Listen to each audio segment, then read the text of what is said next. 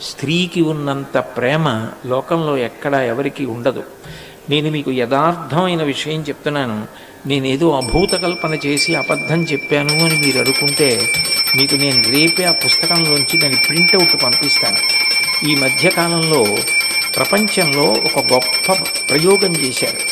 ఒక గదిలోకి తీసుకెళ్ళి పాలిచ్చేటటువంటి ప్రాణులు, అంటే క్షీరదములు అంటారు. పంది పిల్లలకి పాలిస్తుంది, కుక్క పిల్లలకి పాలిస్తుంది, ఎలుక పిల్లల్ని పెంచి పెద్ద చేస్తుంది. ఇటువంటి ప్రాణులన్నింటినీ కూడా ఒక గదిలోకి తీసుకెళ్ళి ఉంచారు.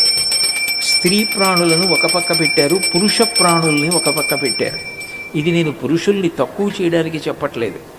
ఆ మధ్యలో ఒక చిన్న రేకు పెట్టారు, దానికి కొద్దిగా ఎలక్ట్రిసిటీ కనెక్ట్ చేశారు, విద్యుత్ శక్తి. ఈ ప్రాణులకు ఎదురుగుండా ఒక మూలేమో వాటి పిల్లల్ని పెట్టారు, ఇంకొక చోట